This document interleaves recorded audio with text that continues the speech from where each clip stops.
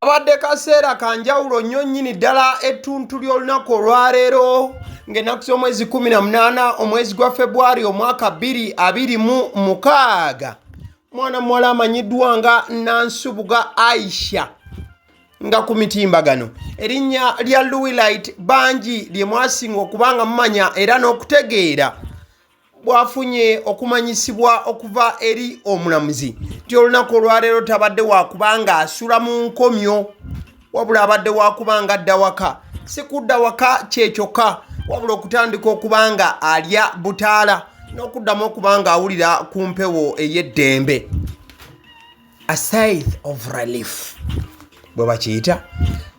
Ojja kujjukira nti Bebe gye buvuddeko yabadde avuddeyo okwogera ku nsonga ze ne Luwi muzimu ku zi live ze yakoze.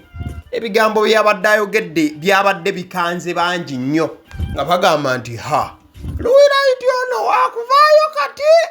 Wabula bannamateeka ba Bebe wamu ne Zuwena Cakes batunnyonnyodde nti oba osanga bamaze ne batuuka ku nzikiriziganya oba kukwatagana era tetuli bakuddamu kulaba nga waliwo mbiranyi y'amaanyi egenze maaso oba olyawo. 126 obwa constitution kakubiriza kooti zino kagamba nti obuyinza buli mikono gy'abantu era kooti zirina okupromotinga enkwatagana oba reconciliation. So okuyita mu eyo ground ya reconciliation ensonga eno tetugisuubira kuddamu kutuwuuba omulundi omulala sebe. Nsonga si yakuddamu kubawuuba, ekitegeeza nti officially Bebe yakkiriza okubanga asonyiwa mwana muwala ono amanyiddwa nga Luwi ne kitakoma kuba nti amusonyiwa nakamwa ne bigenda ne ku mpapulo manye ebintu bya kooti tebikoma kwogera bwogezi. In fact wetutuukidde ky'olina okumanya kyekyokuba nti omusango wetutuukidde mu kooti olunaku olwange ennaku z'omwezi 18 Februari omwaka 2026 olunaku lw'eggulo ng'ennaku z'omwezi 17 Luwi yakyusizza balooya.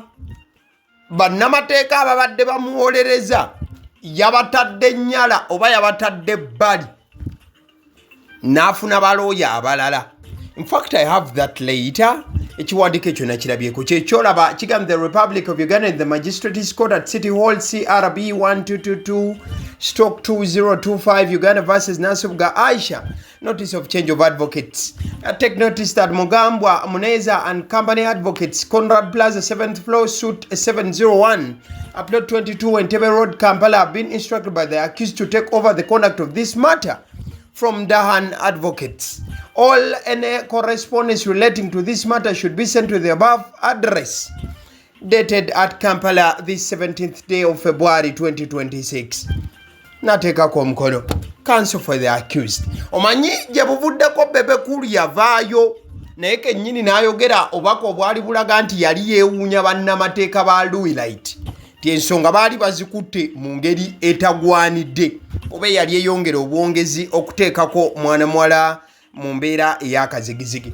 Labika ne Luwi wamu ne famire ye baawuliriza bigambo bya Bebe ko Luwi katukyuse bannamateeka bano bwe yawadde omulimu olutuuse doza kwega bannange Luwi bw'otakkirize kubanga otuuka ku nzikiriziganya na musajja ebintu bijja kuba birala.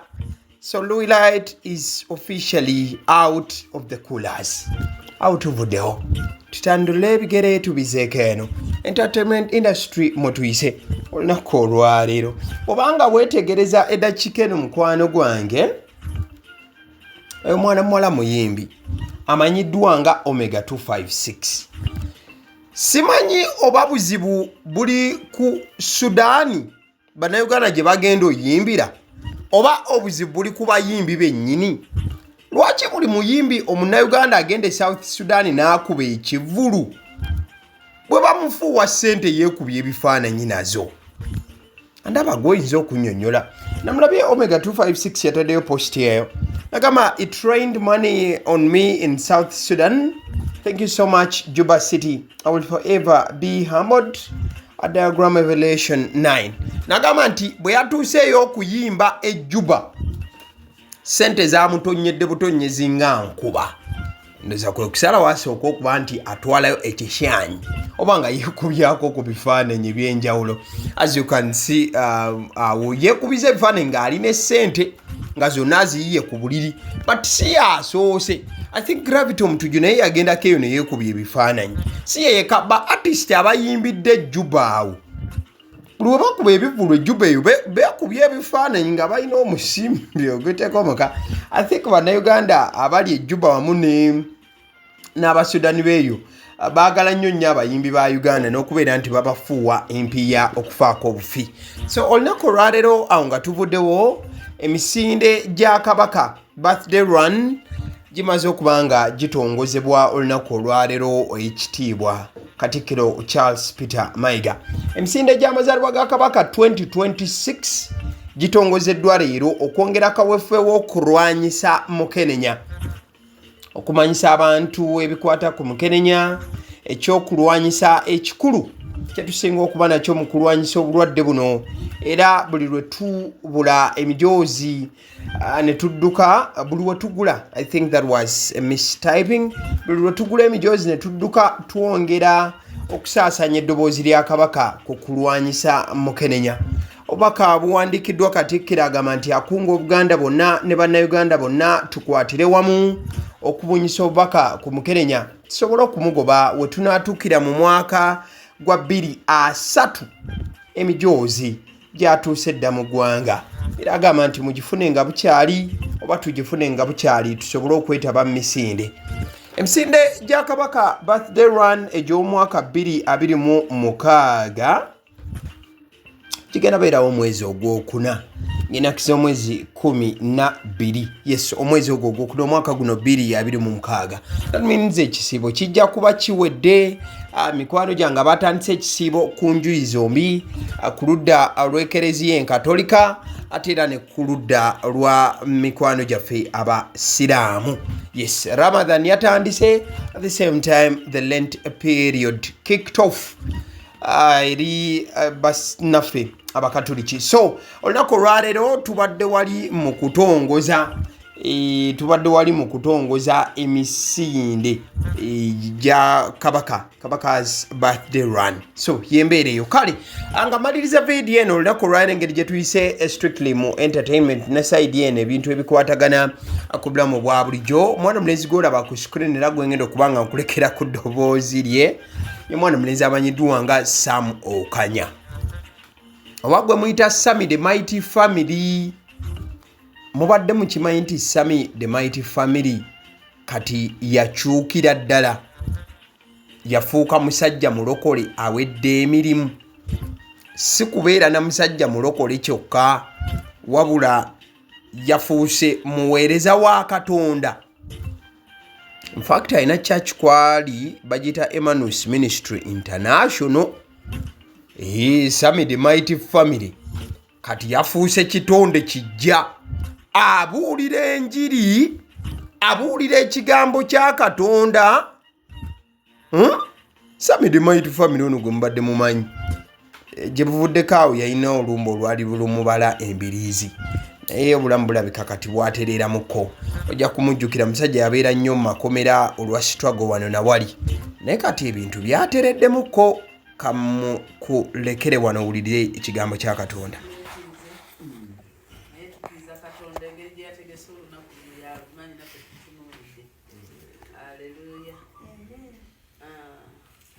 twebaza Katonda sebo tusanyusa okulaba. Mukama akuwa omukisa. Hallelujah. Amen. Hallelujah. Amen. Hallelujah. Amen. Amina. Omali buno tukuba hallelujah. Essenaku zino obusabo bwadda mu mizigo. Oba olinza okuloza mwabulumbanga eri mu nsozi. Kati abantu batandika okusembeza bujjajja ne babuleeta ku mizigo. Ali yali asuzeeko ku muzigo ng'olina akalumu kafunda, temuli kisenge, ate nga olinamu abaana. Kati sitaali alina ettima osembeza ebibbo ng'ate tolina buuka jjajjawe kulina osula. Naye Mukama mulungi olw'okuba nti ffe twalokoka lwa kisa era atusobozesezza n'olunaku olwaleero okujja mu kifo kino neyanziza akaseera kano. Leero ngenda kubuulirako mu bikolwa by'abatume 12. Tusanyusa okulaba Sister Shirat. Mukama yebale kusobozesa n'okimeekinga mukubireko obugalo. Si yangu okujja mu kifo kino okubeera kuwaguza kw'amaanyi nnyo ddala, kubanga gye gimu ku mirimu egyaleese omulabe Sitaani kugezaako kutulemesa.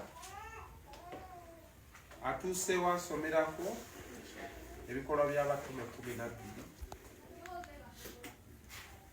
Ebikolwa by'abatume 12.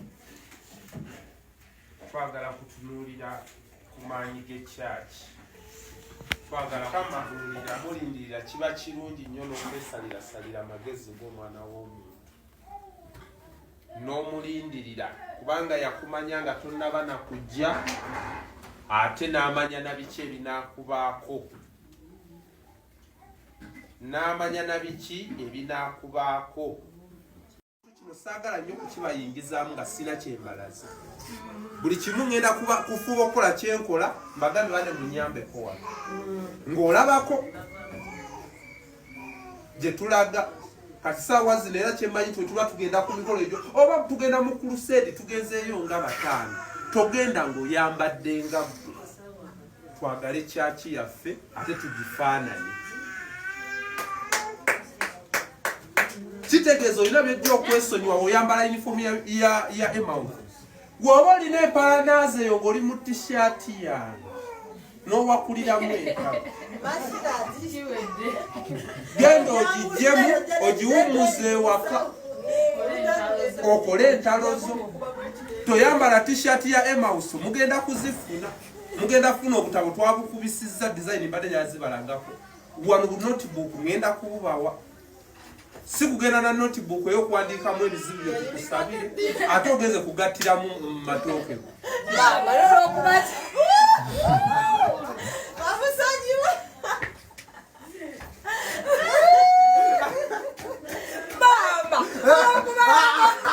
Ate era mweziri muno yatugamba kya mulimu.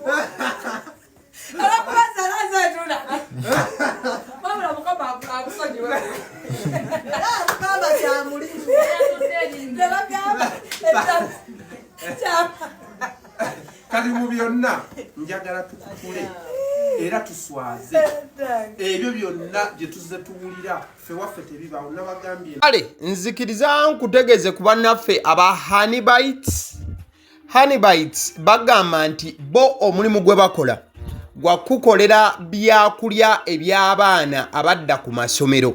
Bwe tugamba abaana abadda ku masomero saabo bokka abadda ku masomero wabula n'ababeera ewaka balina package ey'ebyokulya eby'abaana mu line efaananako bwetyo. Gwe bakubire bukubizi obagambe njagala package y'ebyokulya by'abaana abali ku masomero oba abaana abalya ebyokulya.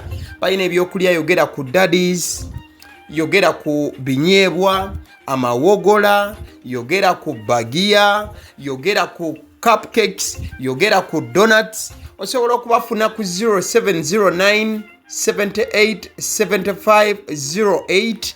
Ate era mukadde ke kamu bw'oba oyagala ku pizza size yonna era enamba yemu ate era mukadde ke kamu bakola ne cake eza buli mukolo babayita aba honey bites.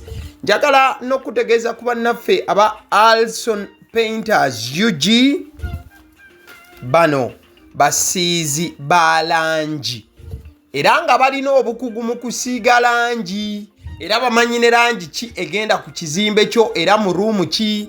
Tebasobola kuddira langi yandigenze mu kisenge ate ne bagisiiga mu ddiiro ey'omu dining ne bagisiiga mu kinaabiro. Nedda, Alson Painters UG omulimu gw'okusiiga langi bagukugukira ddala.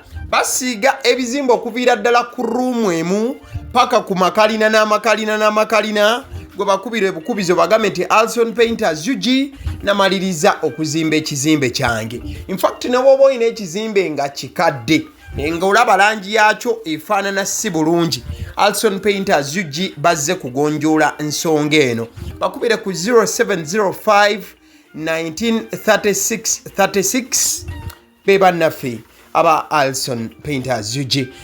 Aba Sedi Omusunsuzi lyerinnya eryange yenze aba Sedi Omusunsuzi, yenze atuula emabega w'omuzindaalo buli lunaku era ly'eddoboozi ly'owuliriza ku mukutu guno aba Sedi Omusunsuzi ly'eddoboozi eryo era ng'omukutu kwoli gwe guno ogwagaliwo. Nagamba nti information yonna gy'olaba ku channel eno tetugattamu kintu kyonna ate tewali kye tutoolamu. Information nga bw'eba eyingiddewo ffe bwe tugikwata ne tugikuwa. Kati gwe omulabi n'osalawo ki eky'okukozesa information eyo. Kati ky'ogenda okukola mukwano gwange bw'oba omaliriza okulaba vidiyo eno, likinga, commentinga ki ky'olowooza, mukadde ke kamu subscribinga bw'oba nga omukutu guno oli mupya, ate era mukadde ke kamu sharingira mikwano gyo girabe vidiyo eno ate ne videos endala ku mukutu guno. Agaliwo YouTube channel, mwebale kutulaba.